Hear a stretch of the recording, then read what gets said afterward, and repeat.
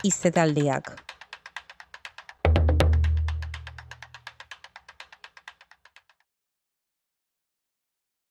Batxaldeon eta mila esker hemen solastera etortzeko gonbiteagatik, arkitektei. Entzun dugu aurreko hitzalditan gauza interesgarri pila bat, ez? Gelditu naiz espazio bizigarriak nola sortu, zer ronka dauden, ez? Anitzak, ez homogeneoak, eta nola etekin ekonomikoan oinarritzen den hirigintza eta arkitekturan murgilduta gauden, ez? Eta, panorama horretan gaude gu ere bai emakume arkitektoak lanean, ez? Eta, testuinguru horretan hasiko dugu hitzaldi hau, ez? Eta hiztetaldi hau antolatu nahi izan dugu, alde batetik pixkat elkarrizketa lasai bat bezala hiruon esperientzia pertsonalak lanbidean kontatuz, eta baita hiru bloke nagusitan, ez? Hasiko gara igual ikasle bezala izan dugun esperientzian eta unibertsitateko asuntoak kontatzen, gero pixkat arituko gara profesioaz, lanbideaz, ze suposatzen duen, ez? Profesio liberal honetan barrena ibiltzea. Eta gero bukatzeko, pixkat nahiko genuke igual egoera hobetzeko edo ideia zaparrada berri bat edo ekarri, ez? Pixkat leiho bat irekitzeko. Eta, hori, sarreran komentatu duten bezala, hori arituko gara emakumearen egoeraz, ez? Ze arrakala daukagun gure kotidianitatean, ez? Eta, lehenbiziko gauza komentatu nahi nuena da, komentatu diatena arkitektek berak, ez? Ze zaila egin zaien emakumeak topatzea hiztetaldi hauetarako, ez? Oso horra egin nuen zaila, ez da, nahi nuen pixkot horrekin hasi azpimarratu, ez?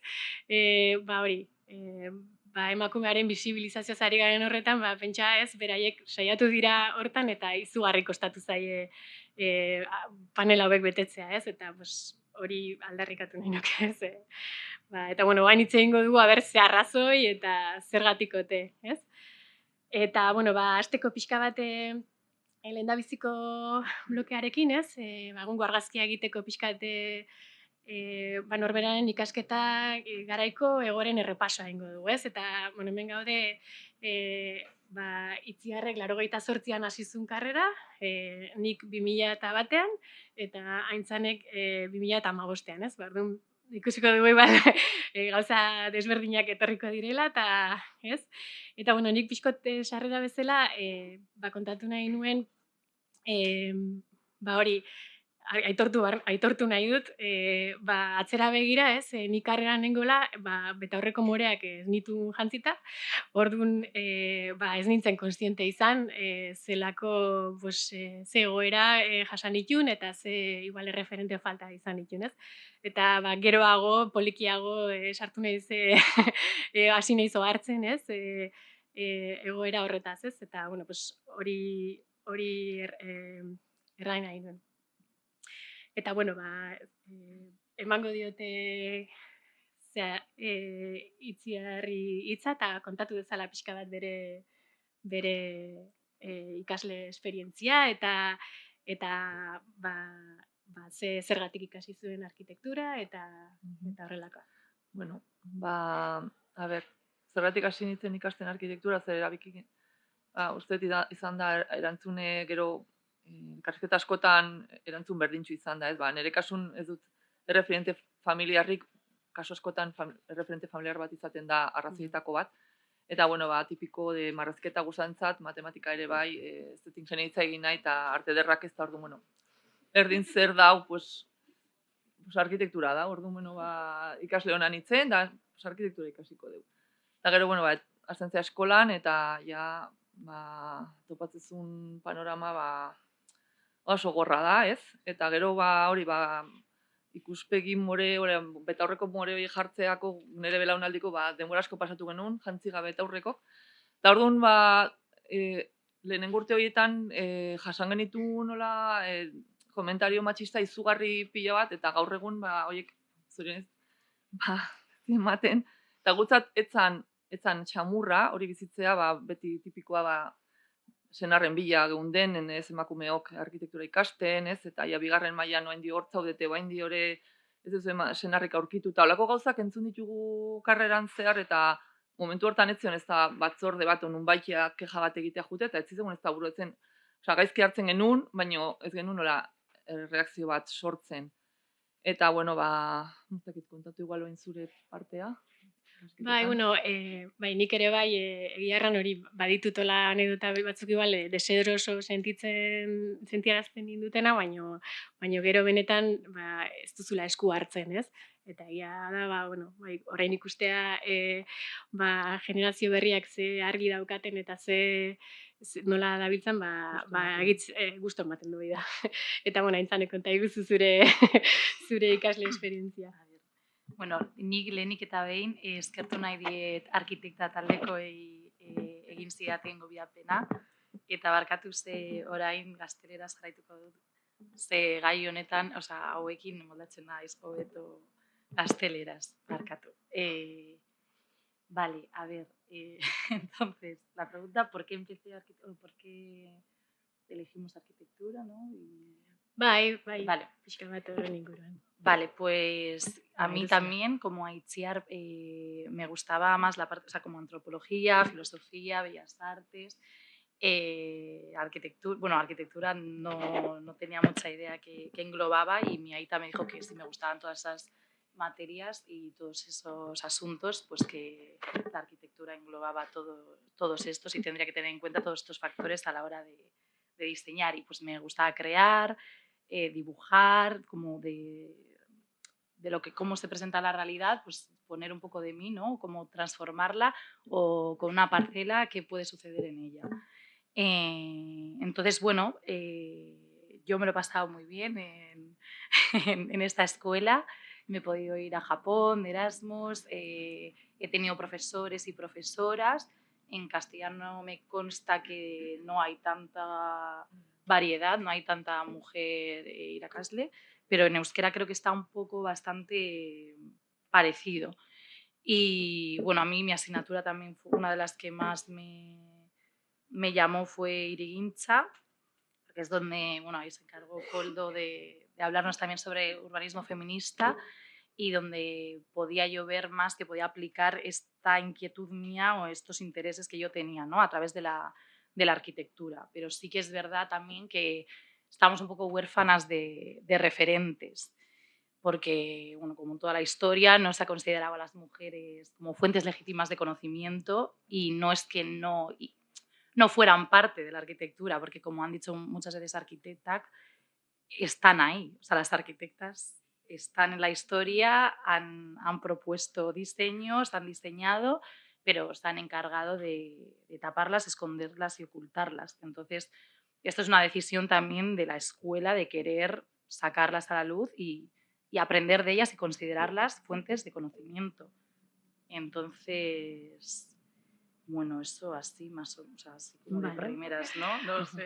Muy bien, bueno, gero, bueno, nahiko nuke baita ere, agian ez dugu aipatu, baina Itziar tesi bat egiten ari da, justu gai honen inguruan, nola zein den emakumearen egoera arkitekturan, berak azalduko digu pixkatu bekiko, eta, datu interesgarri eta gogor desente ditu, eta orduan, igual orain utziko digu pixka bat kontatzen, berak ze informazio bilketa egin duen. Eskerrik asko. A ber, bai, asmoa da tesi bat idaztea egunen baten, pentsatzen dut laster izango dela, eta, bitarten ikertzen ari nabil datu kuantitatibo dezente jaso ditut, lortu ditut azken hilabete hauetan, kongresu batea joan behar nintzen, eta, dana pilatu nuen batera. Eta orduan, pixka batzan aztertzea nola emakumeok oso presente gauden arkitektura eskoletako geletan, eta, datukola esateko, 1986 urten, emakumezko 40% eta gizonezkok 60%, eta, 2024en, justo, balantza kontrako da, mutilak 58, 60 inguru, eta emakumezko 40% inguru. Bueno, bitarte hortan, nola ondan gorakada hori, eta dola kurba bat marratzen badu, nola buelta eman dion, ez? Presentzia hori, datu hauek die eskola hontakok, eta, begiratzen baditugu datuak, Madrileko eskolakok, edo, oso antzeko, datu oso antzeko daude eskolen ingurun. Eta gero, claro, azterketa honek nahizuna zen ikusi nola ze gertatzen den ogibidean, eta beste eremuetan, eta nola emakumea presente dagoen edo ez, baita iritsi naiz aztertzea, arkitektura eskolak, zuzendaritza postuak, ez? Jarretet horrekin kontatzen. Bai, bota. Ogibideari buruz, aurratzen ditu datuak. Bai, noski. Bai. Batez ere nik uste zuzendaritz eskolako, eskola publikoetako, arkitektura eskola publikoetako zuzendaritza postuetan gaur egun, hori. Ze gertatzen da. Bitarten, lehenengo profesioan, ogibidean ze gertatzen da, hor, gorakada egin du, eta nabarmen, eta, 1988 117 emakumea bazan, gaur egun da 132. Datu hauek lortu ditut kolegiazioen datuen arabera. Osea, arkitektok nahi badugu lan egin, praktikan lan egin nahi badugu, kolegiatu behar garenez, hango datuak hartu ditut. Hori egia da, badaudela emakume arkitekto gehiago eta gizon arkitekto gehiago, ez dela kolegiatuta, ez dutelako lana egin nahi arkitekto gisa, ez? Beste lan atal bat hartu detelako, baina nik uste nahiko fidagarriak dira. Eta azterketa honetan jarraituz, izan zen, aztertzea, zuzendaritza postuetan zenbat emakume dauden. Espainian balin badaude, momentu honetan, 19 arkitektura eskola, politeknikoak, edo, ez bakarrik arkitektura eskola, baizik eta, adibidez, politeknikoa, non ingenieritza, arkitektura eta beste batzuk irakasten dien, bakarrik dago emakume bat zuzendaria dana, politeknika baten, Gironan, momentu honetan, eta emakume hau da kimikan gradua duena. Orduan, arkitektoa bat ez dago momentu honetan, orain dela urte batzuk 2009an baziuden beste 2 eskola, emakume zutena zuzendari, eta kontra ikusten da baita, ikerketa honetan, idazkari rola hor badagoela emakume dezente gehiago. Idazkari rola daude, 12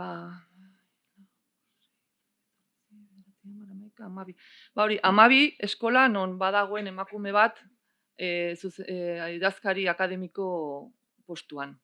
Horre ikusten da, nola ez gara iristen zuzendari izatea, idazkari lana hobeto datorkigu edo hobeto ikusten dugu, nola bai, eta gero baita aztertu nituen beste datu batzu, baina igual jarraitzen dugu ogibideen ingurukin, ez?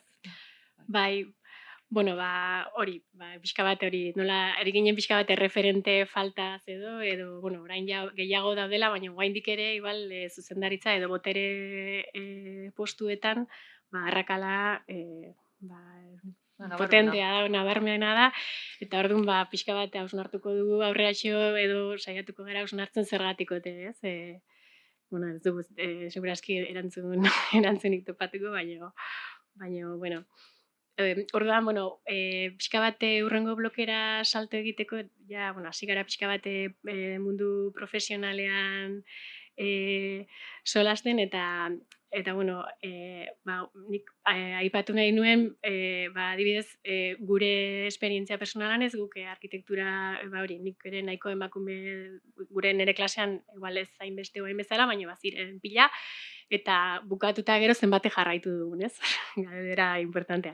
Eta, nik errepasoa egin du nire klasekideekin, eta hartu naiz, ni eta bertze 2 edo 3 ezagutzen ditu dela arkitekturan edo antzekotan jarraitu dugunak, ez? Eta gehiengoa kapikasi eta bigarren hezkuntzan irakasle daude, ez?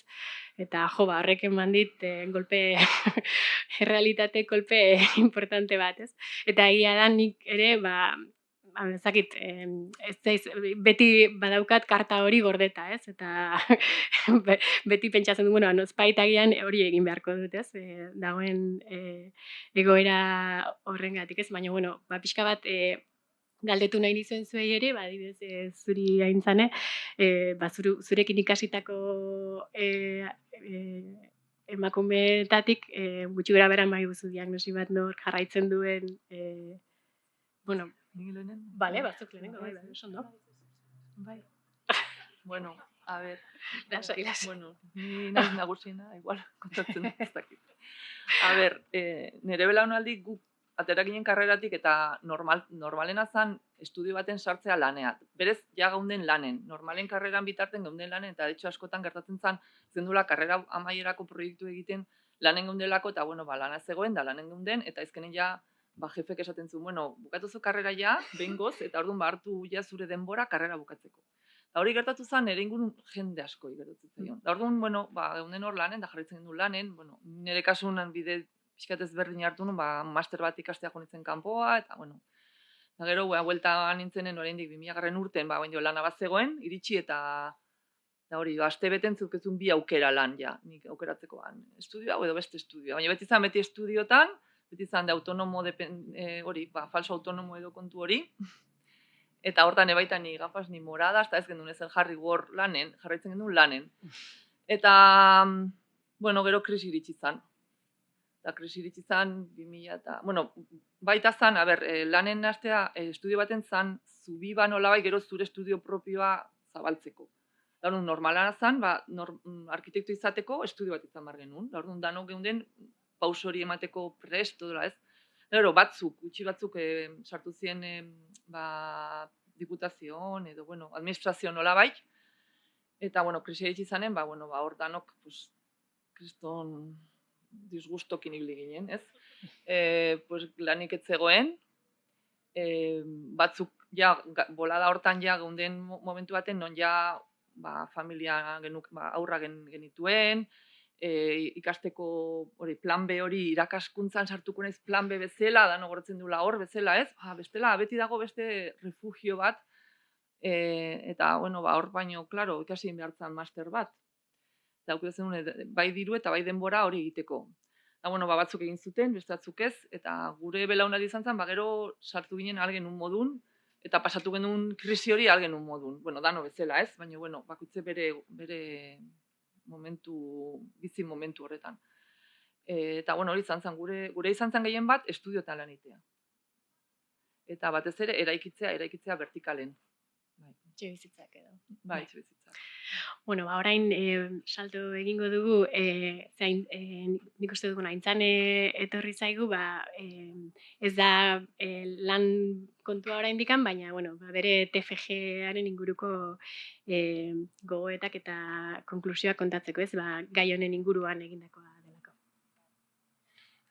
También mencionar sobre lo del trabajo.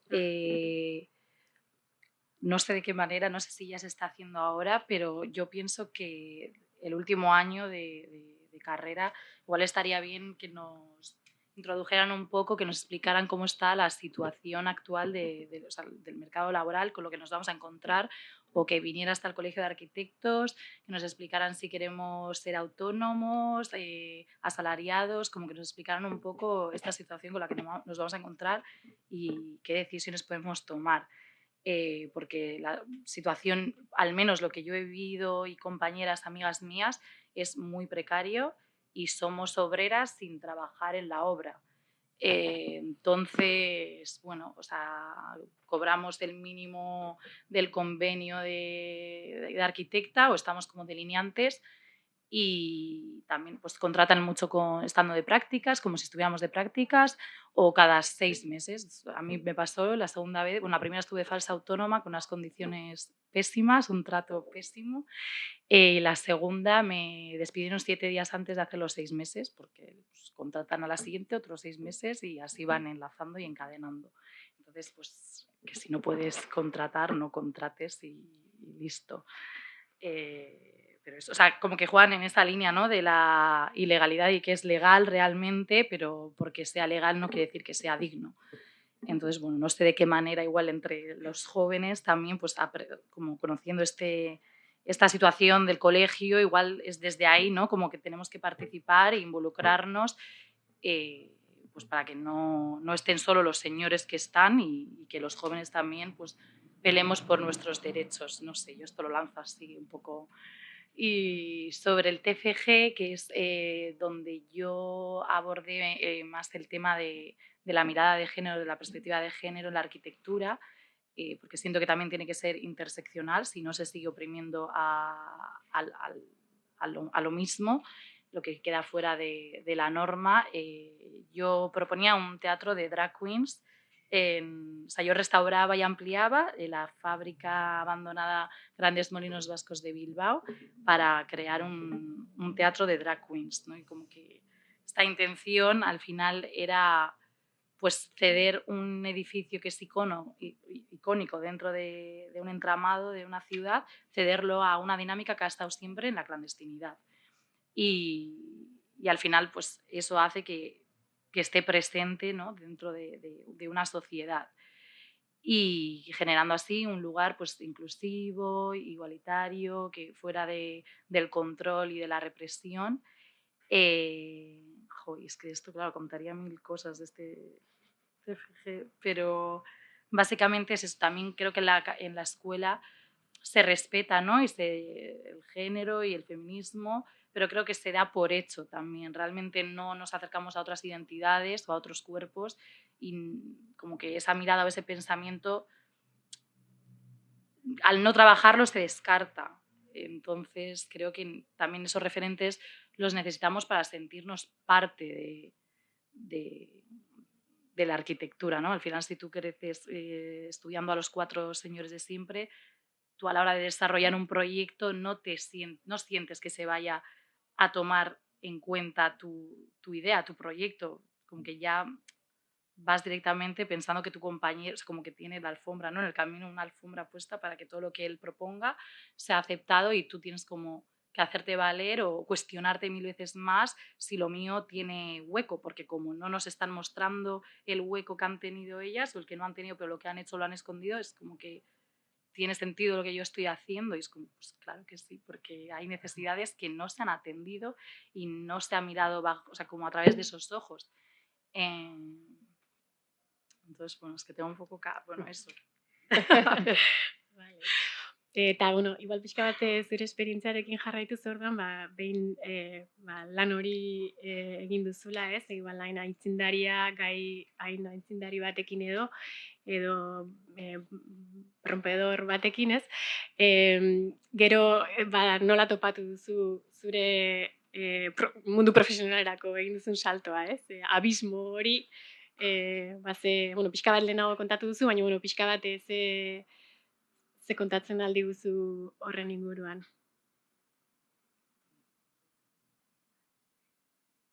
No.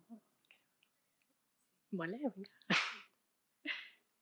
Yo, o sea, mi salto como a lo laboral fue yo me fui a Alicante a hacer el máster habilitante porque Atsuama nos recomendó que si nos gustaba más lo experimental o social, que esa escuela lo enfocaba un poco en ese sentido.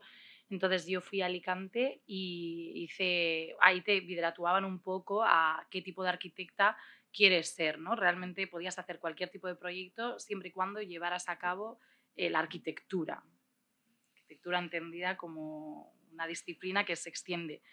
Entonces yo realicé un documental con mujeres migrantes en un barrio vulnerado de la ciudad, en el que, claro, aquí también mi objetivo era poner de protagonistas a las mujeres cuidadoras de la ciudad, porque también basándome en el libro de Izaskun de la ciudad cuidadora, es como, vale, sí, muy bien, los que tenemos tiempo para poder realizar esta ciudad, pero ya hay mujeres que se encargan día a día de cuidar y pues eso, de cuidar. Entonces yo quería acercarme a esta realidad en un barrio que estaba vulnerado completamente y abandonado. Y realicé este proyecto también pues mostrando un poco que la forma urbana delimita nuestra vida cotidiana, tanto en cómo están diseñados los espacios, cómo están distribuidos en el territorio, cómo se accede a esos espacios y cómo que las personas, que estas mujeres fueran las propias que hablaran de los obstáculos que se encuentran en el día a día y la distancia que tienen con esa ciudad bien equipada, accesible, segura y cómoda. Entonces yo me topé con un grupo de mujeres que ellas llevaban años teniendo iniciativas en su barrio con objetivo de mejorar la calidad de vida de la gente mayor, de los peques. Y entonces, bueno, retraté esto y a través de hacer este proyecto contacté con Arquitecturas Sin Fronteras de Alicante, que ellos trabajan a nivel local, o sea, en barrio, no trabajan en Latinoamérica y en África como Asfe Euskadi sí que está haciendo, bueno, está la exposición dentro de la escuela, pero ellos trabajan a nivel local. Entonces yo comencé ese proyecto de manera paralela a trabajar en los estudios de arquitectura. Y bueno, luego contaré lo que ha nacido en este proyecto dentro del que comencé con Arquitecturas Sin Fronteras. Pero bueno, también creo que la cosa del mundo laboral es que nosotras ahora hemos podido, o sea, las personas que somos de clase media baja, hemos podido acceder, ¿no?, a la carrera universitaria, a la arquitectura, y eso no quiere decir que seamos el arquitecto de antes de clase social alta, que vale, yo estudio arquitectura, voy a tener un puesto, voy a ser arquitecto, ¿no? No, nosotras seguimos siendo pues la clase media baja y el sistema se encarga de pues amparar eso, o sea, como de mantenerlo, y por eso lo de que somos obreras sin trabajar en la obra. Y esto es mi situación, la que yo me he encontrado y la que muchas amigas estamos ahora mismo viviendo. Bai, bueno, nik uste, agitzen ekarri duzula, nik uste, ez bakarrik emakumeena, baina bereziki baita ere, ze prekarietatean lan egiten dugun, ez? Eta hori, pixkat gai honekin hasiko gara orain, ez? Eta, bueno, agian relevantea iruditzen zait, Itziar agian zuk kontatzen aldi guzu, hori, lehenago komentatzen zenidan, elkargoak nola lehen bazitun baremo batzuk, ez? Pixkat bermatzen zutenak arkitekturan ordainketa eta lansariak modu batekoak izatera, ez? Eta nola sartu zen, ez? Igual kapitalismo bortitza eta liberalizazioa eta egoera pixka bat desente aldatu zen, ez? Bueno, bai, kontatzen da azkeneko urte hauetan baita nola karrera gure ogibideak desprestigio bat edo jasotzen ari den, ez? Komentarioetako bada, emakume gehiegi asko gaudela orain, eta baita horregatik karrera honek ez daukolako pixu garai baten zuena. Nik uste izan daike, ez dago ikerketa argi bat horren ingurun, da zaila izango da egitea, baina egia da, badaudela faktore batzuk eramaten gaituena egoera arkitekturaren ogibidean izatea nahiko prekarioa edo. Eta bat izan zen, eta pasatu da horrela, gaur egun igual ez da beste esaten, baina beste belaunaldi bateko pertsonek oso argi dute, ez. 1986an lege baten bitartez debekatu zen arkitektuen elkargoetatik ordainsariak ezartzea. Bitarte horretan, arkitekto 1930 urtean lehenengo elkargoa sortu zanetik edo, ordainsariak zeuden finkatuta. Eta orduan, arkitekto batek kobertu hartzen, etxe bat honezak izan metro karratugatik, horren beste bat hirigintzako plangintzagatik, horren beste. Hori dan zegoen ja liburu baten, eta danak erabiltzen zuten, eta zan legez horrela. Gero ja, itxizan Europatik zetorren araudi baten ezarpena, eta ja hori mende aldaketa horretan, aldaketa hau eman zen. Eta horrek egin du sekulako aldaketa. Gure bideari eman dio buelta bat. Eta gero, ez da asko esaten horretan, gaur egun, baina esan zan bere momentun, eta baita, ni elkargoan nago momentu honetan idazkari gisa hemen Gipuzkoako delegaritzan, eta jasotzen ditugu komentario, beste belaunaldi bateko pertsonek, los colegios no hacéis nada, porque esto lo han cambiado, no sé qué. Araudi bada, da de libre competencia, eta, gaur egun merkatua jartzen ditu ordainsariak, eta horrek egin du, kate sortu du, ez? Zemat kobratu alzakegu txosten bat egiten, bategarek esango du gauza bat, eta bestearek esango du beste gauza bat. Igual merkeenari emango diote. Horrek baita, gaur egun hori da daukaguna. Ez bakarrik arkitekturan, baizik, beste ogibide askoetan, autonomo gisa lan egiten dugu momentutik. Eta, hau nahi nun, gutxienez, mai gainean jarriz ezkenen egin du aldaketa bat. justu asteburu honetan izan naiz iparralden, Akitaniako bienalean, egiten dute bienal motz bat, asteburu bat irauten duena, eta justo ostiraletik larumatean izan nintzen, da beraiek daude harrituta nola egondan inoiz lege bat non ezartzen dituen gure ordainsariak eta ze suerte izan dugun. Eta orduan, beraiek esan ziguten, nik uste non hobeto zeudela gu baino, eta esan zuten ez, eske guk ez dugu inoiz ukiolako araudirik, eta gu gaude betidanik merkatuan menpe. Eta hori Europan zehar, ez da onartzen, inongo lurraldek ezin duki ordainsaria finkatuta kolegio batek ezartzen duelako. Eta, guretzako egia esan oso kaltegarri izan da, eta nik jaso ditut komentario pilo bat postuan, zerbait egin behar degula, gutxien ez aholkatu, eta aholku gisa eman ditzazkegu taula horiek, eta oraindik publiko daude. Eta berez, eskatzen dienen ordainsari justifikazioa epaitegitatik askotan iristen da lan hori. Justifikatzen ditut beti taula horiek aplikatuz. Ordu bakoitzeko 60 euro, ez? Olako tarifa bat edo, ez? Kalkulatu zenbat irabazi dezakezun, ez? Hori da gaur egun ja ez dagoena. Barruan hori baita nik uste esan behar da gero. Egie da gaudela askoze arkitekto kantidade askoze gehiago.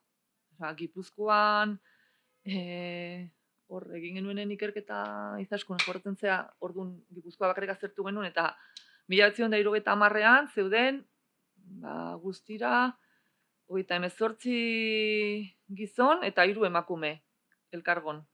Eta 2000 urten 374 gizon da 370, bueltan, erdi eta erdi. Baita hor ze kopuru nola igodan arkitekto kopuru hori.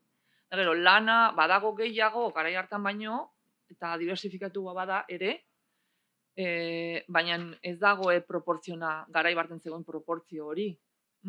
1970 urtean bali maziden Gipuzkoa osan 41 arkitekto, imaginatu ze lan mordoa izan zuten garai hartan. Zera ikizan 1970 urtetik 80 bitarte hortan adibidez esan dezagun. Horrek ere badaukela bere inpaktoa ogibidean. Eta, ez dakit, emakumen inguru nola. Nik aipatu nahiko nuke nire Londreseko esperientzian, egia da ez, enian nintzenean, oaindikan Europa zen, gero joan ziren, bino bazegoen, riba edo badago erakunde bat, eta hor eta biratze liberalak diren, eta merkatuan, badakite zer zara izan, handago ziti, han sortu zen krako guztia ere 2008an, Orduan, pentsa beraiek badaukate, honorarioen zerrenda, eta errespetatzen dute, eta nik uste hor ikusi nuen izugarrizko saltoa, mendik ara joan eta gero handi bueltan berriz oroitu naiz, ze zaila den hemen zure lanari balioa jartzea, ez? Eta hori da, autonomo bezala, egunero, lan eskaintza bat egiten duzunean, topatzen duzun, zalantza, nik begiratzen ditut taula horiek, baina, karo, batzuetan iruditzen zaizkit desfasatua bealdera, bestetan gora, ez? Karo, ez daude eguneratuak, ez? Horregatik, noski, baina gainera ez dute, nola, ez dakit. IPC aplikatuz, baina alari izango zen, ez dizu kontratatuko. Horregatik. Hori egiten duzu kalkulo mentala, eta egiten duzu, bertze modu batera hasiko naiz ariketa egiten, ez? Eta, egia da, denbora desente kentzen dizula horrek, ez? Ongo balitze ja estipulatua, ez? Lan hau eskaintza heldu zait, honengatik prestatuko dut nire metodologia, ez? Eramango dut denbora nire ekarpena ongi azaltzen, ez?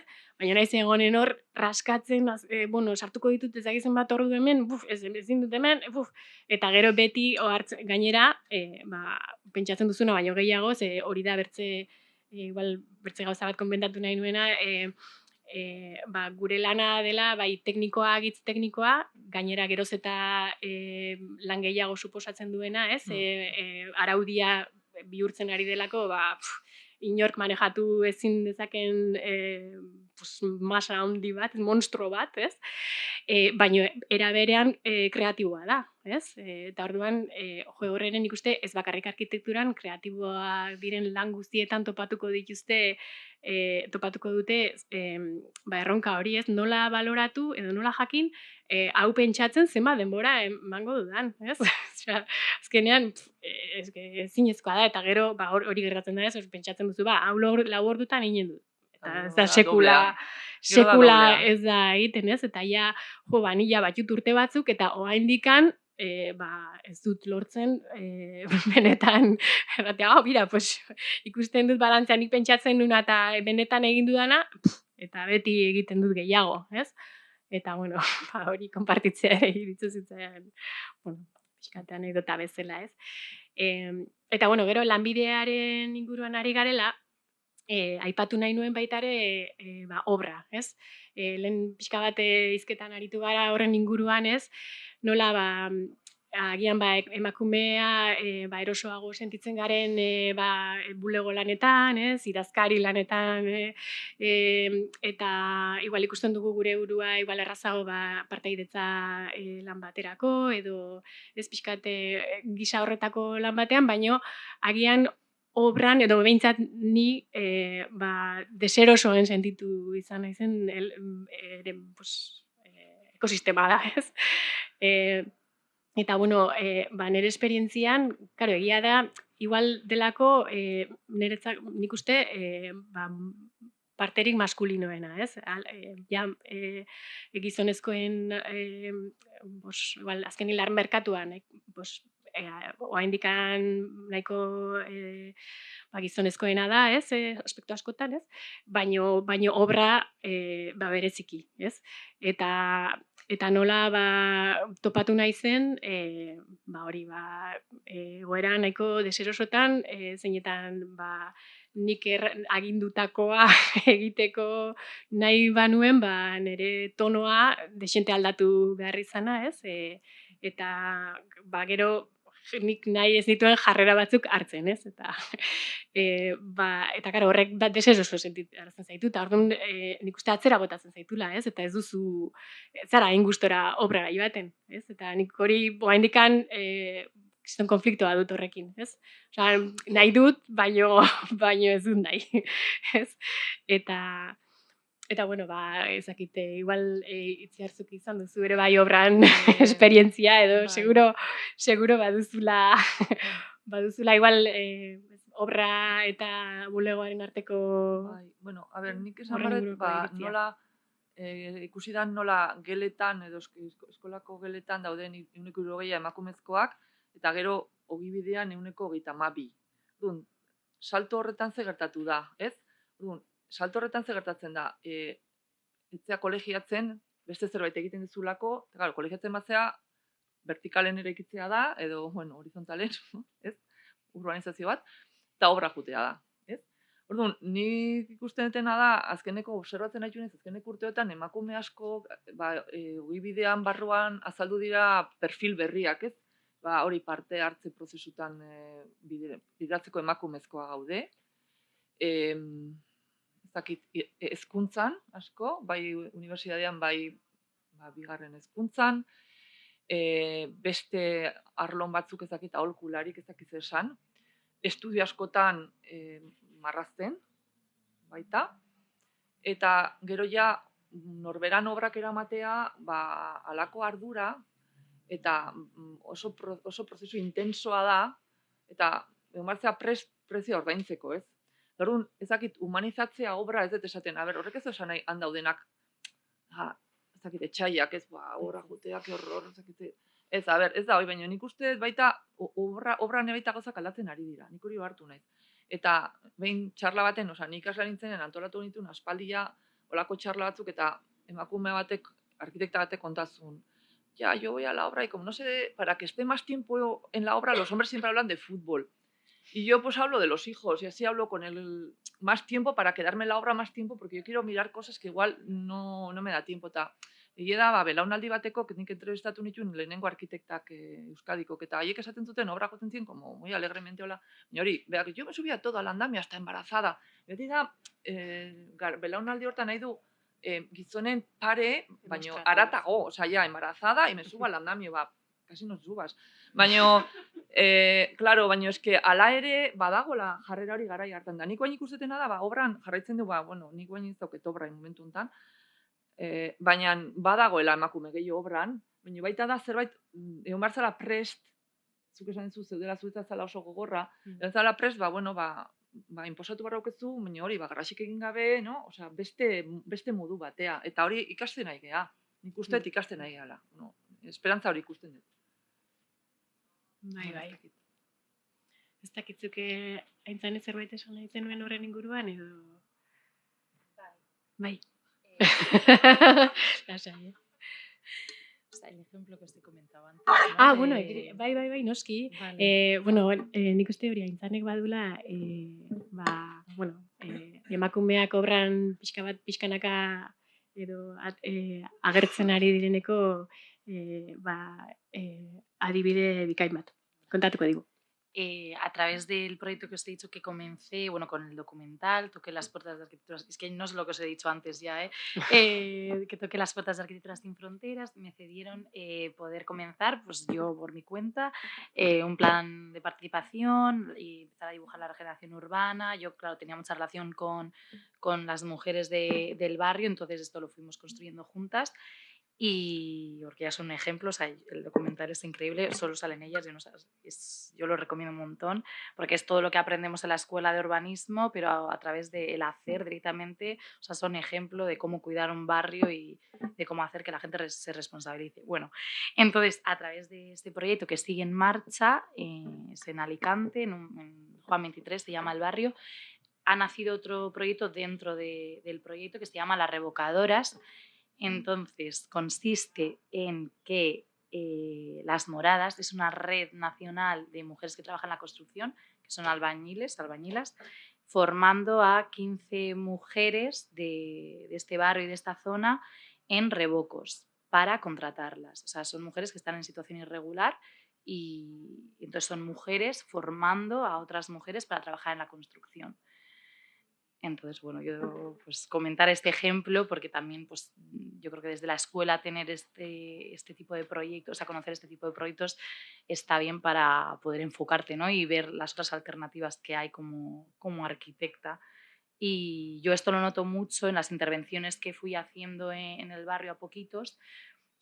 Al principio pues hubo cosas que ellos contrataban pues a carpinteros, entonces hacía como una intervención, una pérgola con carpinteros que era con participación del barrio, pero bueno, pues era la que era la participación y cuando ya empezamos a contactar con Las Moradas, empezamos con esgrafiados, que son murales de calc por capas, y entonces también haces que la gente del barrio participe porque no es directamente un muralista haciendo un mural, sino que se construye el dibujo, se aplica la cal, es bastante interesante. Entonces fue cuando ellas empezaron a venir al barrio, cuando mucha gente se empezó a sumar y se acercaba al ver a este grupo, a esta cuadrilla de mujeres, pues no sé, el interés y la participación fue otra. Pues yo creo que sí que afecta y sí que hay otro cuidado y otra manera de acercarse a las personas siendo mujer. Bueno, resumiendo muchísimo. Ja, bueno, egia esan gustatuko litzadak ez dakit sare hori Euskal Herrira iristen den, ni reforma txikitan nabil orain eta beti nabil ezin harrapatu gainera gremioak, orduan gustatuko litzaidake nahi dut kontaktua ea, geltxero emakumeak topatzen ditudan, ezbait gustatuko litzaidake pila bat. Eta orduan igual azkeneko blokera ingo du salto ez, pixkat esperantza honekin edo, dena hain beltza edo izan dadin, pixka bat nahiko nuke pixkat guk igual edo adibide, inspiratzen gaituzten adibide batzuk kontatu eta pixkat leio bat zabalik usteko amaitzeko, ez? bueno, nik kontatu nahi nuen, nire esperientzia personala, adibidez Londresen egon du nintzenan, 6 urtez, bi estudio desberdinetan egin nuen lan, eta bietan zuzendaria emakumeak ziren. Eta jo, horrek egia eran, hasieran izugarri harritu nindun, eta bueno, ematen dizu punts bat, ez? Ikusten duzu zure gura, bueno, ni ere bai izan naiteke zuzendari, ez? Eta egia da, bigarren estudioan gainera, bikote bat zen, ez? Hori da gainera agitz tipikoa arkitekturan, ez? Izatea estudioa bikote batek, ez? Eta baino bereziki esfortzua egiten zuten bietan emakumea izateko irudia, ez? Eta orduan ekitaldi guztietara emakumea joaten zen, gainera Londresen nahiko famatuak ziren, eta orduan ibiltzen ziren udaletxean eta erakunde pila batetan divulgazioan, eta baita ere Seuleko bienala antolatu zuten, eta modu internazionalean ere mugitzen ziren pixkat divulgatzen eta hola, eta beti emakumea, ez? Eta gero, hori, gustatuko litzateke igual ekartzea pixka bat amatasunaren gaia, ez dugula hitz egin, ez? Honekin lotua, eta hori, bikotea ziren, eta alaba bat izan zuten, eta erabaki zuten baita nik uste dut statement bat bezala, ez? Amatasun osoa mutilak hartzea. Eta, bueno, ezakit hori benetan nola egin zuen, ez? Nik guantxe izan nahi zamare bai, eta ezakit nola eramango nuken. Baina egin zuten, hori, berak emakumeak 3 hilabetez geldituzun, eta gero bertan zeukan alaba, eta orduan nolabait mutilak ekartzen zuen, edo bueno, nolabait moldatu ziren, berak jarraitzeko bere karrera edo ez eteteko, ez? Ez dakit hori eredu ona den, baina bueno, bertze eredu bat, ez? Bertze egiteko modu bat, bezala ekarri nahi nuen, ez?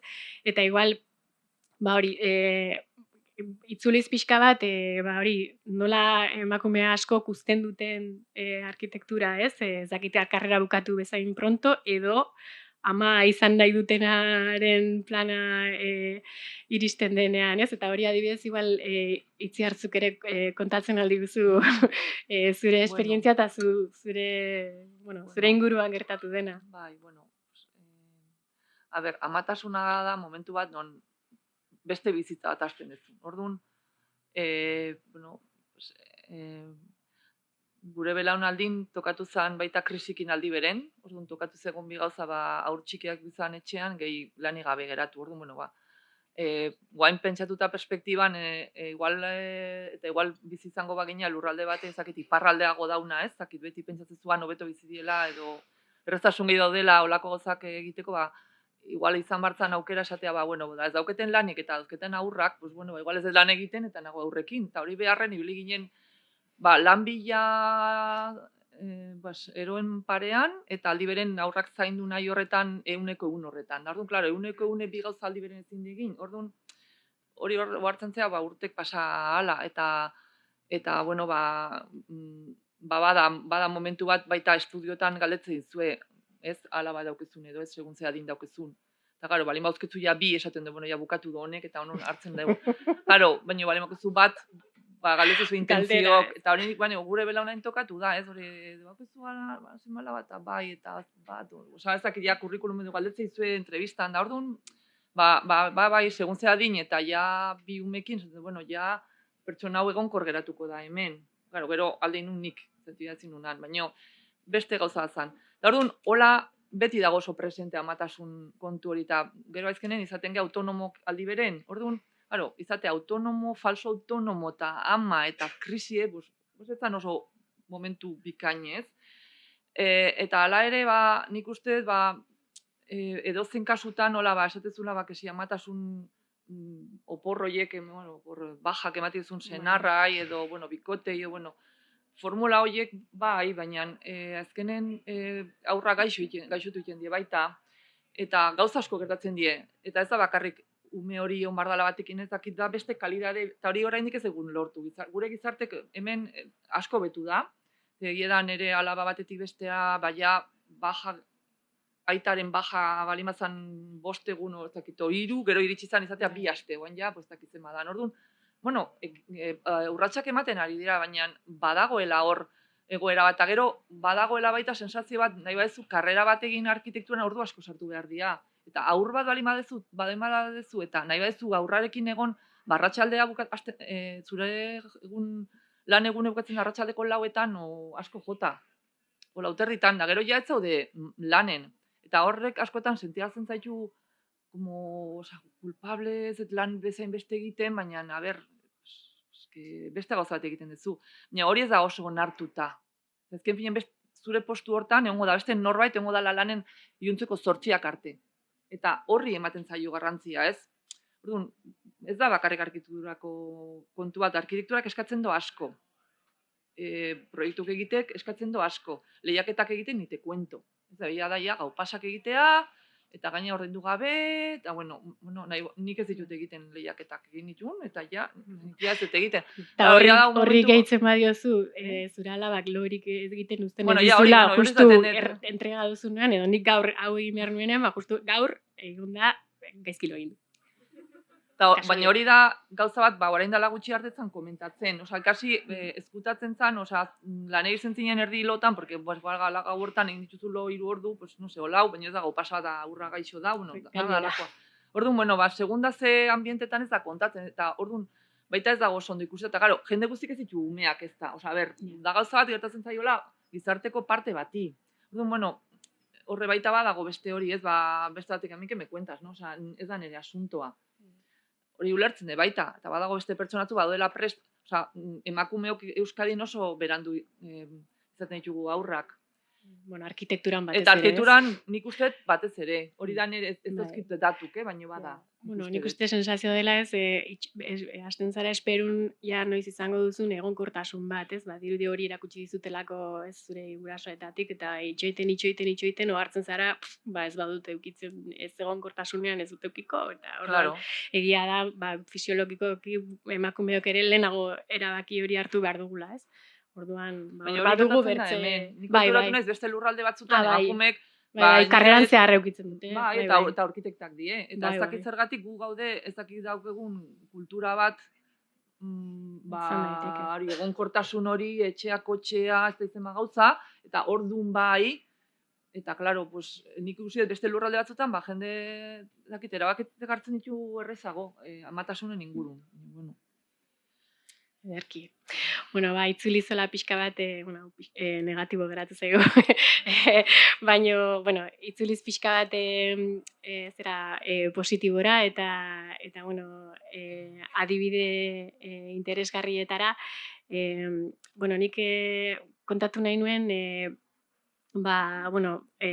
arkitektak bezala, duela urte batzuk ezagutu nuen Londresen Black Females in Architecture, ez? Eta da, holako kolektibo bat, emakume beltzak arkitekturan, ez? Eta, iruditzen zait, igual horrelako ekimenak edo poliki hasi behar dugula, ez? Horrekin egoera hau diagnosia egiten, ikertzen, beraiek ere ikerketa egiten dute, eta elkar laguntzen dute, ez? Partaidetza bat eskatzen dute, eta nahi baduzu, nire lagun bat bertako zuzendarietako bada, orduan pentsatu dut agian zuekin kontaktuan jarri dezakedala, eta ezakit pixka bat,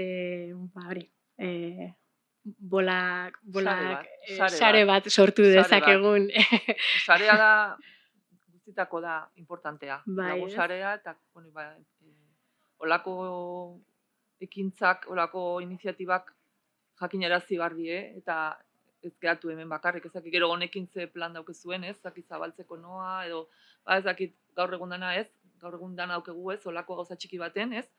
Eta nik horri balio asko ematen diot, nola dagoen gazte jendea izatera moitzen, guk nien ez imaginatzen zuen adinen olako gauzak egiten, egin genitun etxarla batzuk, no está mal, baina, izan zan zerbait hola berezi, eta horregatik nik, gui bidea igual aldatu inbar da, eta orduan garrantzia jarri eta lan atera inbar da baita, claro, importantea da, bezeroari erantzun bat eman martzaio, baina nik uste baita, nik uste eta adibidez, por ejemplo, azkeneko obra bat eukidetena, arotzak, gizonak ziren bi, eta obratik arratsaldeko 3:00 hanka egiten zuten. Eta zeon jefe de obra eta como mosqueauta, como estos tíos, no sé por qué se dan tan pronto, eta ez, azten ziren gotzeko 7:00 eta esan zuten beren ordutegi horrelakoa dala. Eta orduan ikusi ez badaudela aldaketa bat, eta hori oso positibo bat eman. Nik esan non, bukatzen badute horrela, igual konstruktorako kasigarren 8:00 3 eta konstruktoratik ordu bat eta 3:00 segit, aldatu ordutegik. Akaso igual da aukera bat gizarte osoari buelta bat emateko. Bai. Aitzen nabika ona iritzen zait, ez dakite zuk zerbait komentatu nahi zen como esperanzador, ¿no? Bai, mesedez. Complicado. No. Bueno, zure gaztetasunetik, Bai, mesedez. sí. O sea, yo para mí la arquitectura es una herramienta política, social, que es capaz de erradicar las problemáticas que obstaculizan el bienestar de las personas. Y creo que es un medio para la diversidad, que ya va siendo hora, y para ampliar, para la ampliación de horizontes previamente establecidos. Entonces, me parece muy interesante, la parte de también esperanzadora. Yo sí que me he encontrado, tuve esas experiencias malas, pero también he tenido buenas. Los últimos 6 meses he estado en la Junta de Bilbao, con Bilbao Ekintza, que esto se lo recomiendo a cualquier arquitecto o arquitecta también que salga, que tiene esa oportunidad de trabajar 1 año o 6 meses con Bilbao Ekintza, ahorrar bien y formarse bien un rato, y ahí tuve una jefaza, la verdad, súper generosa, y conocí a compañeros también increíbles. Entonces, creo que es muy importante, sobre todo, llevar a la acción, como que teorizar, todo esto está muy bien y es parte de, pero creo que hay que aterrizar las cosas y ir a la acción sin miedo, como pues están haciendo Arquitectac muy bien, y creo que la escuela es el espacio para generar debate, que esas miradas surjan y se comparta, porque pues, claro, ahora es como una obviedad decir esto, pero en la escuela fue cuando yo me di cuenta que en los diseños urbanos se priorizaba a personas concretas, ¿no? Y que eran privilegiados que por género, edad, origen. Entonces, jolín, pues que esas voces y esas miradas hablen y que no sé, como que nos juntemos, nos organicemos, nos colectivicemos y se propongan cosas. Pero, pues eso, para eso hace falta también los referentes. Sentir que eres parte, porque si no te sientes totalmente excluido o excluida. Entonces, eso, que habléis mucho, que compartáis y que surjan las alianzas así, porque todas tenemos que aportar y cada una tiene una vivencia, unas necesidades, realidades no normativas, entonces hace falta escucharlas y alzarlas. Entonces, lo que estáis haciendo es muchísimo. Y me parece tarde, como que digo, joder, 2025 haciendo esto, wow. Como que yo tenía, pues eso, ahora que hablo desde esta perspectiva y que siempre he tenido esta mirada, o pues la tuve desde hace tiempo, aún así no lo hicimos. Lo estáis haciendo vosotras, entonces es que ricasco y que sigáis. Bueno, hori, optimismoarekin jarraituz, aipatu nahiko nuke, hemen gaudela Mugak Bienaleko iniziatiba batengatik, eta, komisarioa aurten emakumea da, ez? Orduan, hori ere bai, aurrekoa ere bai, eta, eta etorri diren gonbidatu potenteak ere bai, ez? Arkitektak saio interesgarri hauek antolatu dituzte, eta, pues, gero tipi izan dugu aurretik, ez? Lolatz eta olatz, ekarri ditu, ez? Eredu eta erreferente batzuk, ez? Pixka bat, eta, niri horrek piztu dit, eman dit energia pixko gehiago, ez? Lorik egin gabe etorri naizela, eta, hartu dute energia pila bat, eta gustatu zait aurreko saioan nola erran duten zubigileak behar ditugu, ez? Horrekin gelditu naiz pixko bat, ez? Eta nik uste, igual hori, horrekin jarrai dezagun, ez? Zubiak eraikitzen, eta mila esker gonbidapenagatik, eta laizter arte.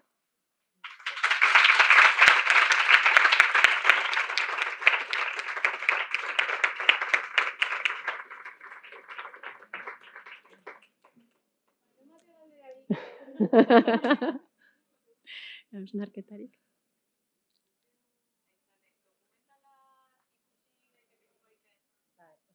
Bai, en YouTube. Pero bueno, ze jarri behar dugu? 6 pilares. 6 pilares. Apuntatuko dugu. Haupa. Ya he hablado con Koldo, igual se hace algo con esto, no sé, pero 6 pilares.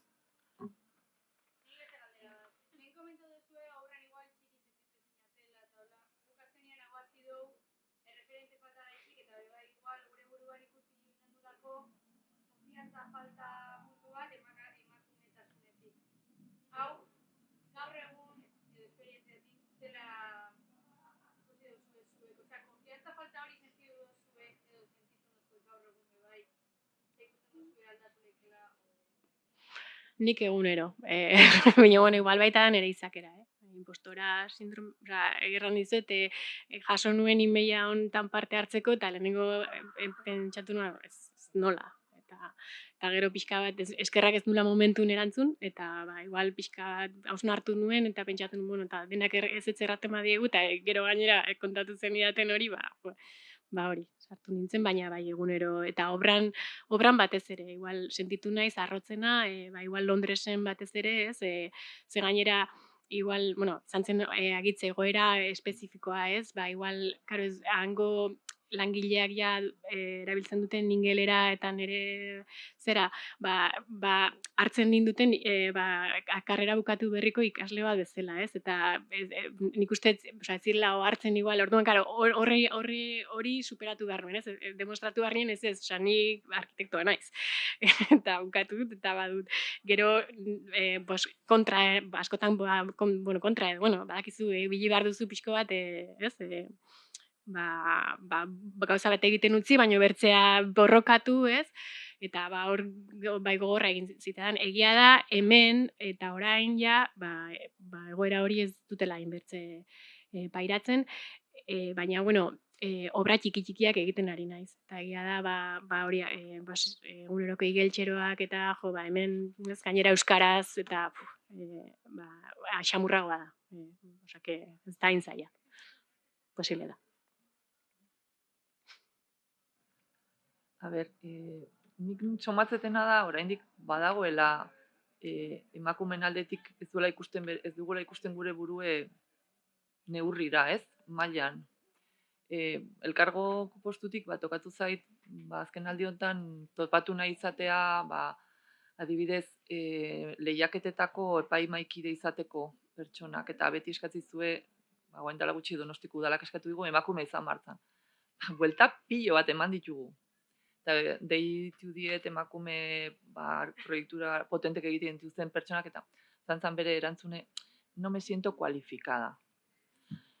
Ez zinu sinestu. Orduan, nik, si no eres tu cualificada, aquí, no sé, eta orduan hori bezala izan zan buelta asko lortu dugu, neska bat, azkenen, baina sensazio hori gertatzen da, eta gero hori obra kontuen ikusten, no sé, nik ez dut obra asko eraman, hori izan barra duket baita, eta, da azkenen ikasiken da baita, dana bezala, ez, nik klase ematea bezala, ez dakit, ni lehenengoren klase ematea eta legeri eman barra, pues, izan oso, niretzako izan zan gogorra, ez, jenen aurren, eta, nian ikasiten da, eta gero norbera, adinekin baita, pues, ikustuzu zure argiak eta ilunak, eta, hori guztiaz norbera da, eta norbera horrekin egin barrezu bizitza, orduan aurrera egiten da. Nik aurrera egiteko beti daukat tire egiteko tensio hori beti mantendu, orduan, egia da, oraindik sentitzen gehala igual horrela, bai.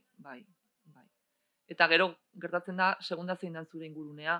Ingurune honetan oso xamurra da, hitz egitea, jatorra zate danak, baina, karo, segunda zein inguru zaudeten, gauden, adibidez, nahi inposatzit igual gehiago, bilera baten gizon pilo bat, adinekok, eta bere horrela eginda, esaten duen lodez, horrela egiten da, horrela egiten dugu. Bizi guzia nola eginda. Horrela eginda, hor badagoela zailtasun bat, eta hor txikitu egiten garela, ni bai. Eta gero ez da gutxigo, baina, bai. Baina, nik uste, konstiente izaten gehan momentutik aldatzeko aukera daukagula. Orduan ja, konstiente izate horrek asko laguntzen gaitu urrats bat ematen. Orduan, nik uste bide honen gaudela danok, ez? Nik hori ikusi nahi dut. Vale, bueno, eso es.